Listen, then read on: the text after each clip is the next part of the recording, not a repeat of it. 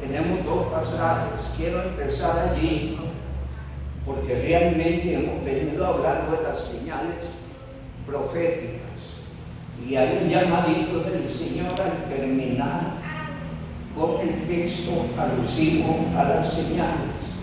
Nos hemos quedado allí en dos que tienen para mí un gran efecto sobre los creyentes, sobre la iglesia, y que son de cuidado.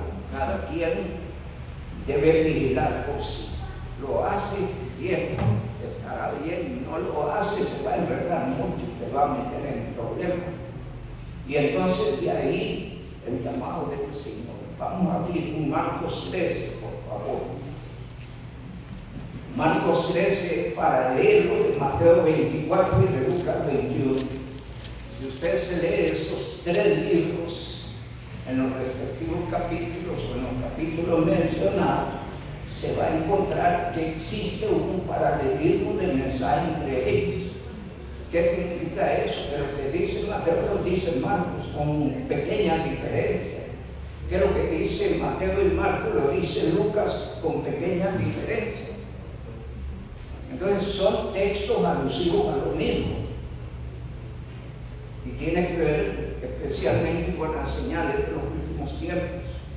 Pero a raíz de que ya estamos concluyendo nuestro tema, estamos pegaditos allí en un último punto, donde ya se va a empezar con el llamado del Señor antes de ir de nuevo a 1 Timoteo 4.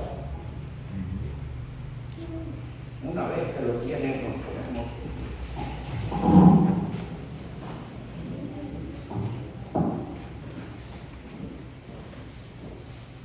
Dice la gloriosa, santa y bendita palabra de Dios.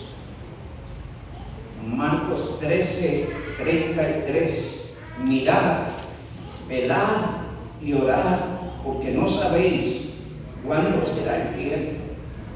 Es como el hombre que, yéndose lejos, dejó su casa y dio autoridad a sus siervos y a cada uno su obra, y al portero mandó que velase. Velad pues, porque no sabéis cuándo vendrá el Señor de la casa, si al anochecer, o a la medianoche, o al canto del gallo, o a la mañana, para que cuando venga de repente, no os halle durmiendo. Y a lo que a vosotros digo, a todos lo digo, velad. Amado Dios, gracias por esta noche hermosa, gracias por cada uno de los hermanos presentes, gracias, mi Dios, por el equipo de servicio, gracias por el director, por los músicos, por los hermanos que han participado, Señor. Es un honor estar en tu casa, delante de tu presencia, sirviéndote, adorando y alabando tu nombre. Gracias, mi Dios, porque tenemos ese honor por gracia, no porque lo merezcamos. Tenemos ese honor, mi Dios, porque tú diste a tu Hijo para rescatarnos y traernos al honor y el privilegio que hoy ostentamos. Cuán hermoso es saber que somos linaje escogido, real sacerdocio, nación santa, un pueblo escogido por Dios. Te damos la gloria, nos gozamos en tu presencia. Te rogamos, oh Dios, Señor amado, nos bendigas, nos sostengas, nos ayudes cada día, Señor, en todas las cosas de la vida, pero especialmente en nuestra vida espiritual. Enséñanos a caminar contigo, enséñanos a ser celosos y vigilantes de nuestra vida espiritual. Ayúdenos a ser gente dispuesta, comprometida con tu obra, donde cada quien te pueda servir en el campo en que tú quieres que le sirva. Y te rogamos en el nombre de Jesucristo que continúes bendiciendo esta iglesia, que la hagas crecer, Señor, en obediencia, en número, en santidad, en fidelidad, en servicio, en deseo de congregarse en evangelismo. Ayúdenos, Señor, dependemos de ti. Tómanos en esta noche bajo la dirección del Espíritu Santo a tu siervo para que exponga con fidelidad tu palabra y a tu pueblo para que, Señor, tú pongas la palabra en el corazón, en la mente, en la vida, en el camino de ellos, para que ellos sean hallados en estos últimos tiempos, andando en los designios de tu voluntad. Con acción de gracias, Señor, te lo pedimos en el nombre de Jesucristo. Amén. Amén. Pueden sentarse, hermanos.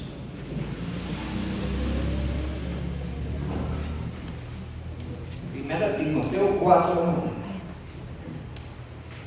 dentro de las señales, porque el Señor Jesucristo la cita en Mateo 24, y en el verso 4, verso 4, 11 y 24, advierte contra el engaño.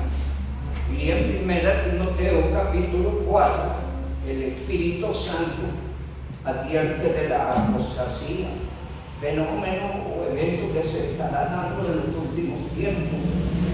De hecho, cuando leemos las cartas a las 7 iglesias, encontramos que la última carta no es sino una descripción de la actitud de la gente, de la iglesia en los últimos tiempos.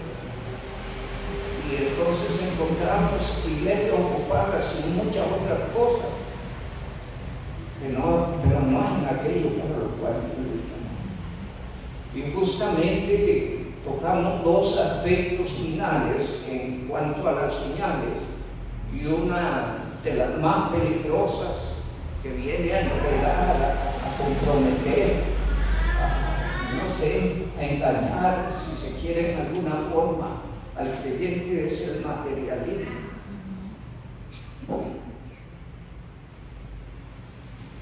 Y todos queremos estar bien y tener más y mejorar, y todo eso está bien, son parte de los sueños humanos y en eso planeamos, pero nunca todo eso debe ser en defecto de la vida espiritual.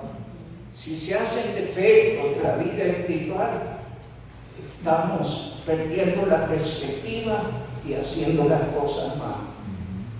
Y entonces, en ese sentido, Dios llama la atención. La lectura bíblica fue contundente en esta noche, ¿no? Porque hay gente, líderes, el diablo tiene gente metidos en templos predicando justamente el materialismo. Y tal vez nosotros no nos metemos a esos templos, pero oímos por las redes las promociones y todo ese tipo de cosas que ellos promueven, que de repente pudiera que eso tiende a nuestra vida. Grábese esto en su mente y en su corazón. El creyente en todo depende de Dios. Amén. Y que necesitamos tener bien claro eso en la mente y en el corazón.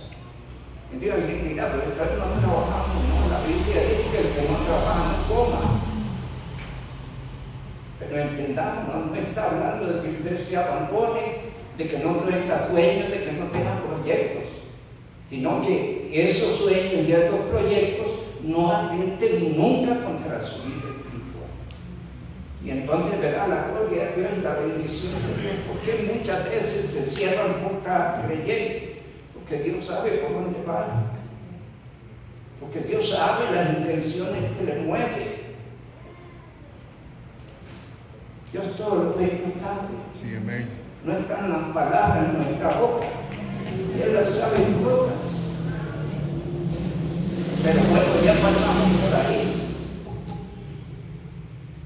Hoy estamos en que el Espíritu Santo está advirtiendo de la apostasía, y es justamente allí donde Dios llama la atención. No nos vamos a volver a los versos del 1 al 5, sino vamos a estar en el verso 6. ya dijimos bastante tocante a la apostasía. La apostasía es promovida por falsa doctrina, falsos evangelios, falsas enseñanzas, que vienen tanto de judíos como del mundo cristiano. Hay que leerse cartas como el libro de los Romanos. Ahí encontramos toda una lucha. Podemos leer a un Corintios y en aspectos en ese sentido. Podemos leer el libro de Gálatas como la falsa doctrina enredaron y desviaron la totalidad de esa iglesia. En Colosenses, que tuvimos la lectura bíblica la semana pasada, encontramos allí que van a atentar contra la deidad de Cristo, contra la perfecta y suficiente obra de Cristo. En el verso 4 y 8 del capítulo 2, el Señor llama a no dejarse de engañar. De manera que la palabra del Señor, a través del Espíritu Santo, nos advierte de estas cosas. Esperamos, estamos advertidos. ¿Cuál es la idea de esa advertencia? Hacerle a usted más celoso de su fe, de su doctrina, de lo que ha creído, y plantarse en la verdad. No significa que va a pelear con nadie como vamos a ver, sino afirmarse en sus convicciones. Amén. De hecho, la verdadera fe es certeza, es convicción del corazón en lo que cree y en lo que espera. Así dice Hebreos 11:1. Amén. Sí, amén. Y entonces, cuando Dios advierte de estas cosas, está apelando a su ser espiritual, a afirmarse en sus convicciones y a seguir adelante con la frente en alto. Amén. Sí, amén. Esperamos la gloriosa venida de Cristo. Pero entre tanto Él no venga, necesitamos seguir pregando en el tiempo que estamos pregando. Y dice el verso 6 de nuestro pasaje: Dios nos exhorta no solo a anclarnos en la verdad, en la sana doctrina, sino también a predicar la verdad y la sana doctrina. Y aquí es importantísimo entender que no es lo que usted cree o lo que usted piensa, lo que usted debe hablar. No olvide Hebreos 4:2. La palabra de Dios es viva y eficaz. No dice que tus palabras son vivas y eficaces. No, es la palabra de Dios que es viva y eficaz. ¿Qué significa? Que no, y vamos a ver más adelante, no debemos entrar en tirajes y juegos de esto. Habla la Biblia y la Biblia dice, punto. Y esa es la última palabra. ¿De acuerdo? Entonces el verso 6 dice: si estas cosas enseñan ustedes, hablando al siervo Timoteo, porque hay como siervos de Dios también pueden caer en la tentación con el juego del enemigo. Y el que no se cuida lo atropella el enemigo por sentado. Solo pienso, y lo he dicho otras veces, cuando veo a Adán y Eva en las condiciones inmejorables, no había otras condiciones mejores, y los rodó. ¿Por qué cosa? Por el descuido. Entonces nadie se debe descuidar, porque aun cuando Adán y Eva están en un ambiente inmejorable, el enemigo logra seducirlos. Y entonces el siervo de Dios debe velar, y cada creyente debe velar. ¿Por qué? Porque nadie puede jugar con mi fe en el Señor, con mi vida espiritual, con mi relación con Dios. No puedo permitir eso. Y entonces por eso es importante anclarse firmemente en las convicciones. Y le dice al siervo Timoteo respecto a lo que viene diciendo, porque el contexto es un poco amplio, que podríamos citar inclusive el capítulo 3, que da los requisitos del siervo, Pero sobre todo hay una parte allí importante, versos 14 al 16, que habla del misterio de la piedad. Y dice cosas contundentes. Dios, ¿quién? ¿Cuántos dioses hay? Único, verdadero, soberano. Dios se manifestó en carne. ¿En cuál carne? Pero vendrán doctrinas que atacarán la deidad de Cristo.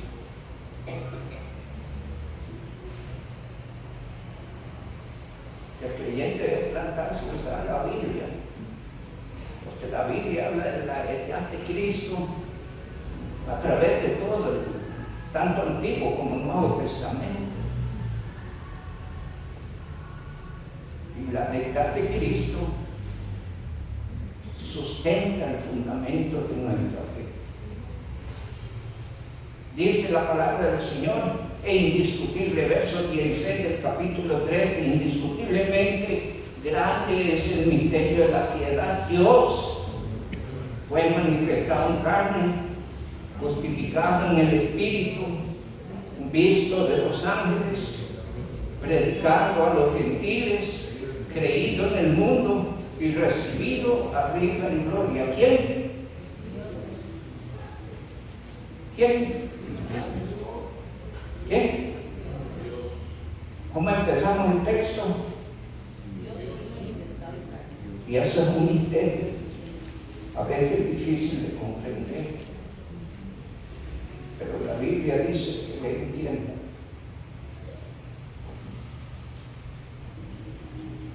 Y entonces dentro de las cosas que viene enfocando, viene tocando una muy importante sobre la deidad de Cristo y la gloriosa obra de redención.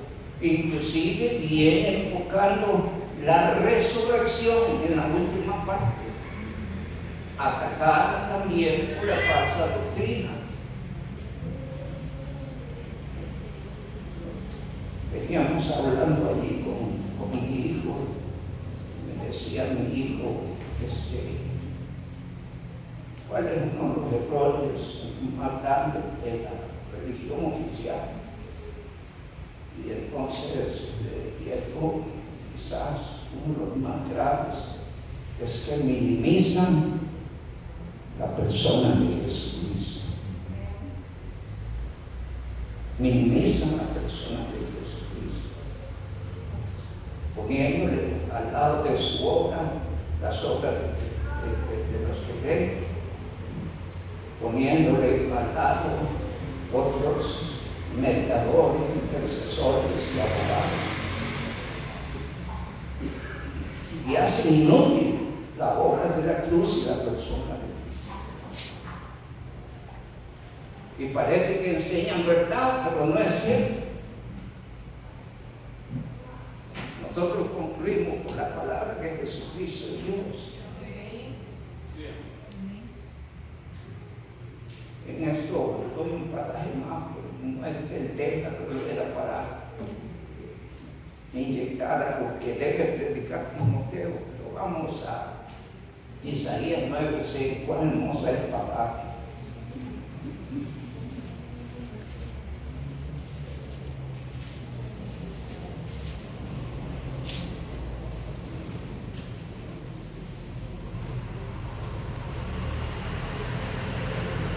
Que es tan maravilloso leer, dice la palabra,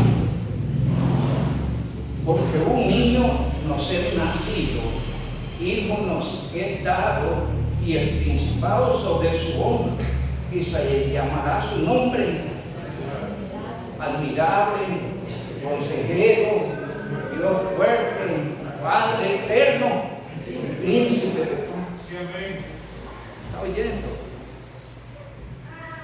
Y entonces parte del contexto le está diciendo el Espíritu Santo a Timoteo: si esto enseña a los hermanos, será un buen ministro de Cristo. No puede torcer la doctrina. La fe es por el oír y el oír por la palabra de Dios. el oír por la palabra de Dios, no por palabras de hombres, sino por lo que te enseña en este santo libro. Lea la Biblia, por favor. Amen la palabra de Dios. Dedíquele tiempo. El tiempo que se dedica a la palabra del Señor, el tiempo más provechoso y de más bendición para nuestra vida. Porque Dios nos enseña cómo es, cómo vivir, cómo hacer. ¿De quién somos? ¿Para quién vivimos? ¿Y a quién servimos? Amén. Entonces ahí Dios aconseja, mis amados hermanos, en nuestro texto, a enseñar la verdad, a enseñar la verdad. ¿Cuál es la verdad? ¿Cuál es la verdad? Que vendrá la apostasía, y con la apostasía vendrán engañadores que tratarán de minimizar la persona y la obra de Cristo y que enseñarán cosas raras que citamos en días anteriores, que mandarán prohibirán casarse y mandarán a abstenerse del alimento que Dios dio. Doctrina raras. Y por eso se da tanto mal, especialmente en la prohibición de casarse. Dice 2 Timoteo capítulo 1. 2 Timoteo capítulo 1, versos 13 y 14. Le dice el Señor a Timoteo: retén la forma de las sanas palabras que de mí oíste, en la fe y amor que es en Cristo Jesús. Guarda el buen depósito por el Espíritu Santo que mora en nosotros. Cuide la palabra, póngala en práctica, vívala, predíquela, por favor. Porque la palabra de Dios es la que es viva y eficaz. Ella es la que le convenció a usted de la necesidad de venir a Cristo. ¿O no se acuerda usted de Romanos 18? Porque cerca de ti está la palabra, en tu boca y en tu corazón. Y esta es la palabra de fe que predicamos: que si confesares con tu boca que Jesús es el Señor y creyeres en tu corazón que Dios le levantó de los muertos, serás salvo. Porque con el corazón se cree para justicia y con la boca se confiesa para salvación. Entonces el Espíritu Santo le aconseja a Timoteo: manténgase en la verdad. Cuando dice retén, no la deje ir a un proverbio lindo. Vamos a ver si llego a él, Proverbios. Vamos a ver.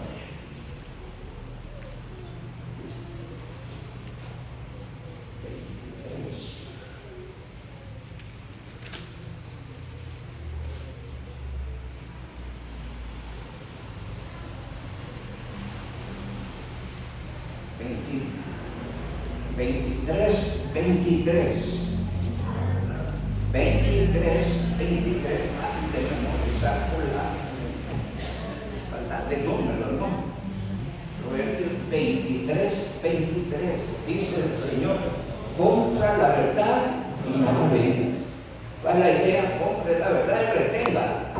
No la venda, no la negocie. La palabra no se negocia, no se hacen concesiones con la palabra a ninguna doctrina, a ninguna enseñanza errada. No debemos ceder, debemos afirmarnos en nuestras convicciones. Compra la verdad y no la venda, la sabiduría, la enseñanza y la inteligencia, dice la palabra del Señor. Parecido a lo que el Señor le dice a Timoteo: retén la forma de las sanas palabras que Dios me oíste.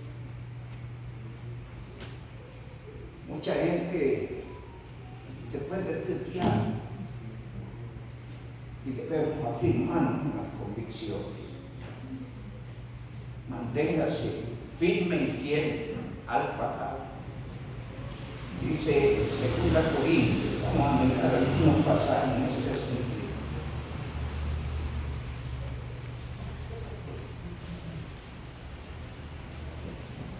2 Corintios capítulo 4, versículo 2. 4:2. Consejos que serán muy importantes. Antes bien, renunciando a lo oculto y vergonzoso, no andando con astucia, ¿qué más dice? Ni adulterando la palabra de Dios, sino por la manifestación de la verdad, recomendándonos a toda conciencia humana delante de Dios. Amén. Ya no a Timoteo, a usted y a mí, recordamos, aferrémonos, fortalezcamos nuestras convicciones, prediquemos la verdad de Dios. Ahí han surgido versiones modernas que buscan un lenguaje más común, hacer accesible el mensaje, y eso ha equivalido como a echarle agua a la leche.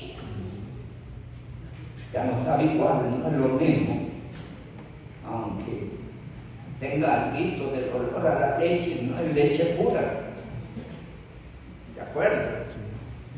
Y entonces allí hay que cuidarse, dice la palabra del Señor en este sentido, en 1 Pedro capítulo 2, versículo 2.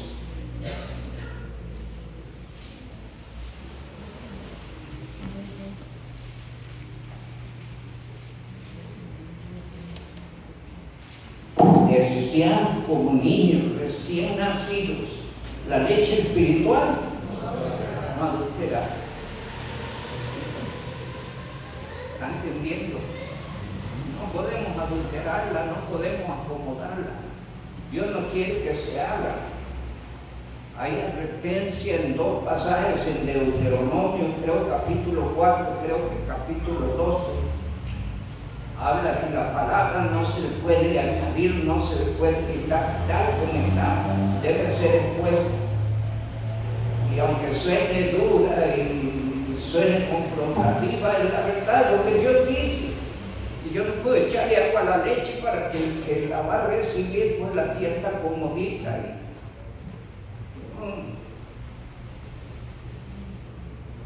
Le dice el Señor a Jeremías: declárale al hombre su pecado.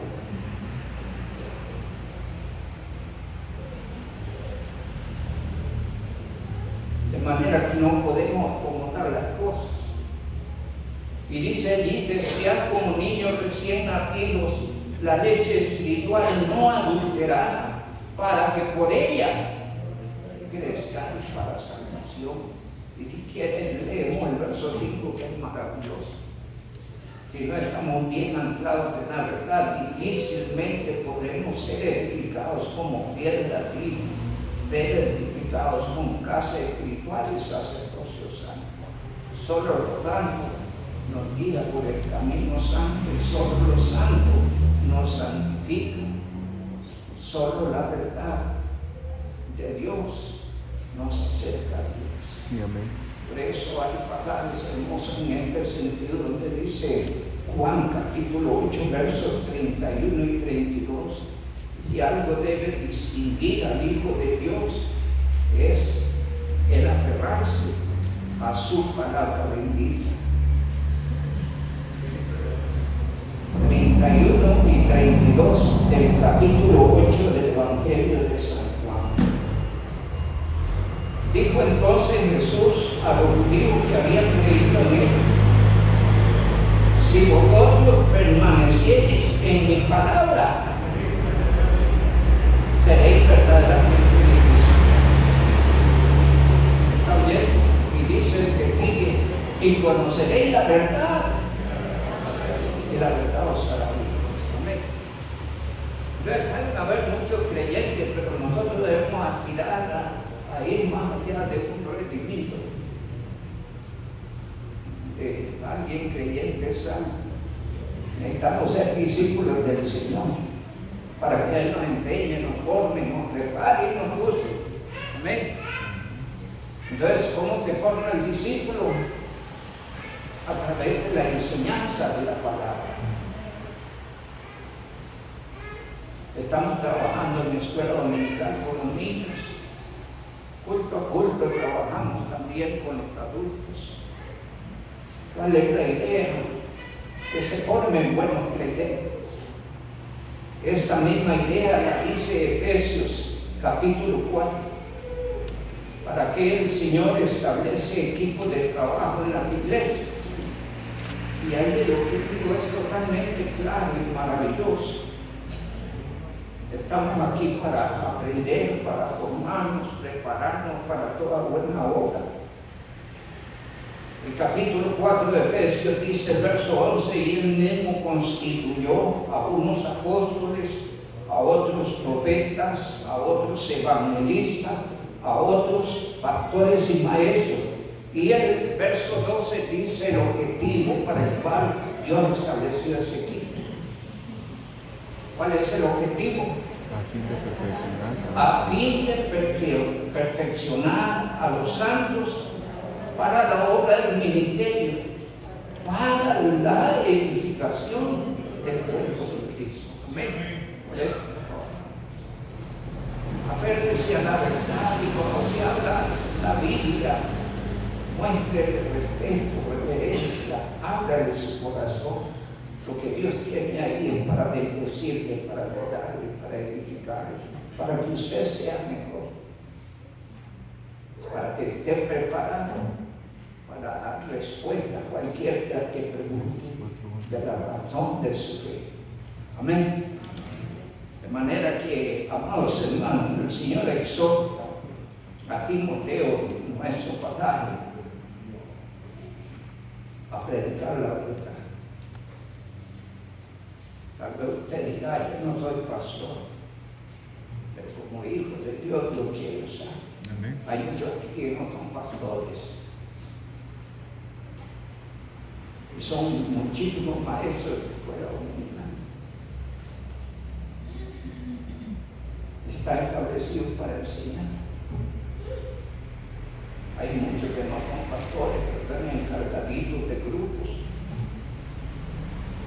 para trabajar en ellos. Entonces todos los responsables de la enseñanza deben predicar. Y cada creyente debe venir aquí con tal hambre y sed que reciba la palabra en su corazón, porque es para nuestra bendición que Dios puso este santo libro en sus manos. Aprovechen. No lo subestime, no lo menosprecies. Tome tiempo con Él. Será su mejor tiempo. A veces gastamos mucho tiempo en el celular, en la pantalla, o yo no sé en qué cosas, en la tablet, yo no sé, en otras cosas, en otras tonterías que no edifican. Hay gente que lo usa con provecho.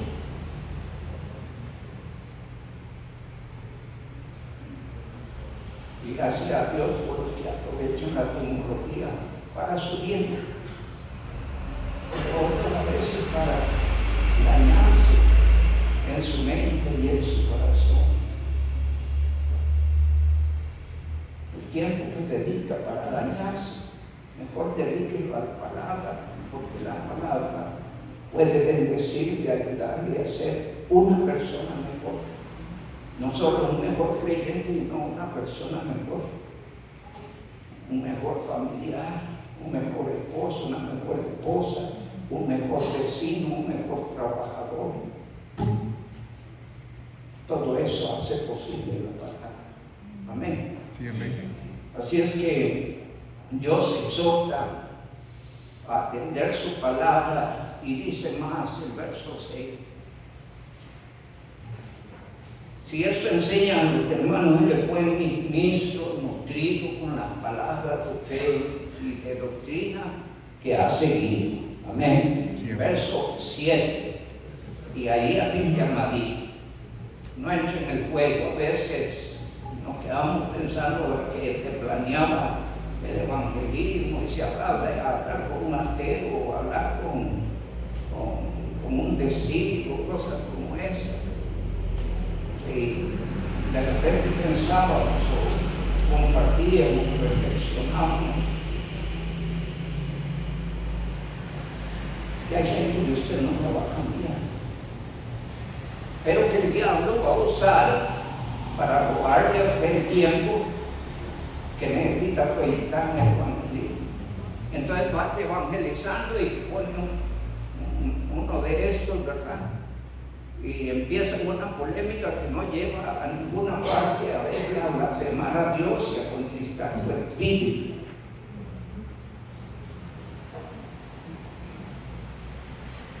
Porque el enemigo juega con eso. Entonces usted no debe entrar en ese juego. Afírmese en sus convicciones. Amén. Habrá casos excepcionales, ¿verdad? Una teoría existe, uno puede hablar de Vida Echea, el pastor Vida Echea, no sé cuántos recuerdan que le conocieron allá, hermano Sergio Flores. Eddie Videchea. Sí, él era un ateo, pero el evangelio lo alcanzó, hizo posible de él un creyente y un siervo de Dios. Hoy es un ferviente combatiente de la vida y con fundamentos, ¿verdad? Casos excepcionales. Pero nosotros debemos evitar entrar en el juego del enemigo. Dice el verso número 7, desecha las fábulas profanas y de viejas y ejercítate para la piedad.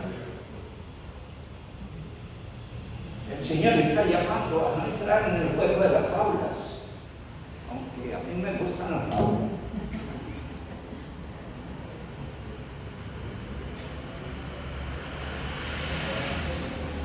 No las fábulas espirituales.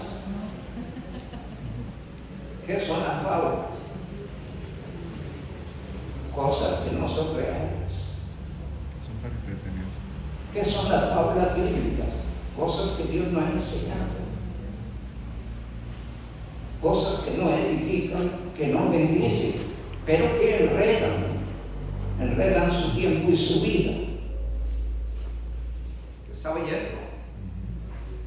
Y entonces la palabra del Señor dice, desecha las fábulas. Desecha las fábulas. Dice profanas.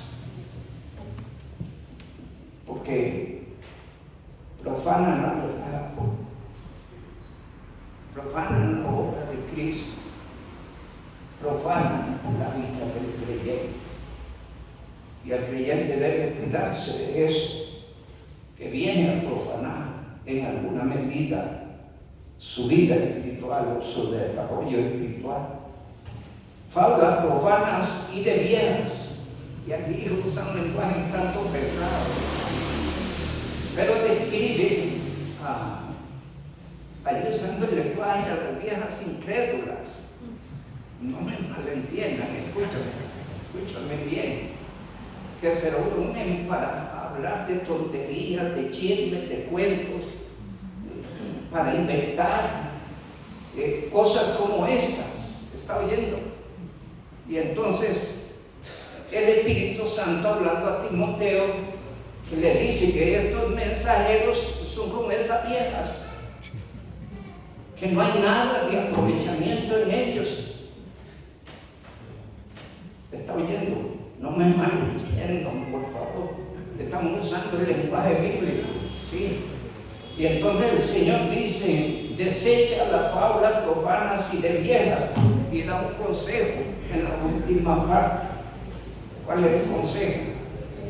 Ejercítate en la piedad. Amén. Ejercítate en la piedad.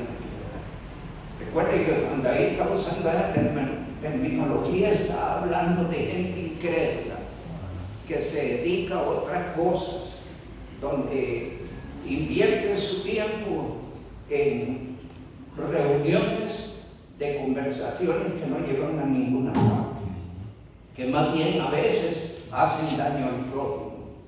Y entonces en ese sentido usa esa figura comparativa para decirle a Timoteo, estos que vienen predicando estas cosas son como ellos. Eso es la misión. Y dice la palabra del Señor, ejercítate para la piedad. Dios quiere que usted cultive su relación con Él. Por favor, no se conforme en el nivel que está. Yo no sé qué nivel tiene. Tenemos un barómetro increíble, glorioso, maravilloso. Y ese barómetro es Jesucristo. ¿En qué nivel se encuentra usted? Cultive y fortalezca esta relación. Recuerdan a los chiquitos cuando empiezan a crecer, hacen una rayita en la pared y se miden cada vez, recuerdan. Y entonces ahí ponían la marquita, hoy creció un poquito. Pues nosotros tenemos un barómetro donde necesitamos medirnos cada día. Realmente a veces hacen unas preguntas allí en fin de año de valor retrospectivo, donde le pregunta al creyente cómo ha sido su año anterior, de valor introspectivo, cómo ha sido su vida anterior, ha crecido, ha mejorado, o ha decrecido, ha echado para atrás, ha aflojado. Porque son realidades en las que se confronta el creyente. Y el Señor le está diciendo, ejercítate para la piedad. Yo no sé cuánto hacen ejercicio, no vuelvan a ver, pastor. Hacen ejercicio. Mi mamá hacía ejercicio. Ella metía en el baño y hacía ejercicio para destacar cierta cualidad femenina, ¿verdad? Ella aconsejaba eso y hacía ejercicio. Tenía 100 años y tenía un dicho interesante, y es que el que no se mueve se apelota. ¿Está oyendo? Espiritualmente el Señor quiere que nos ejercitemos. Para ejercitarse hay que dedicar tiempo, ¿no?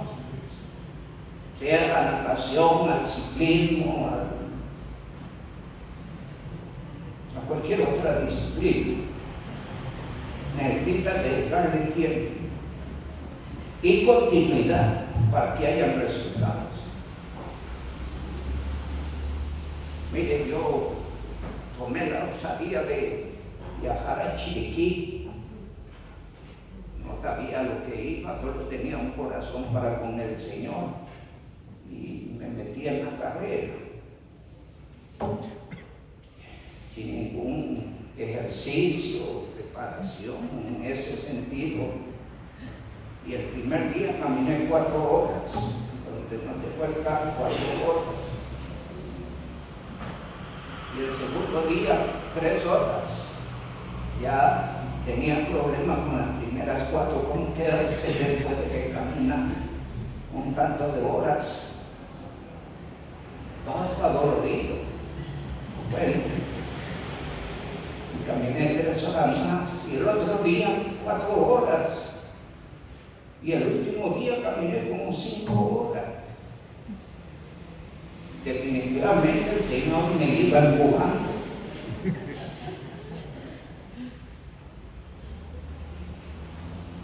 Necesitamos prepararnos espiritualmente.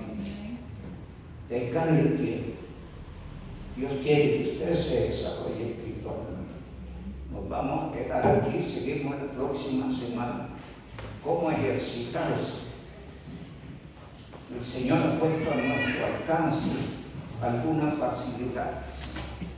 En la iglesia promueve toda una serie de actividades de valor espiritual que usted debería aprovechar para ejercitarse espiritualmente. Pero le ha dejado otras de carácter personal, donde es la vida a solas con Dios.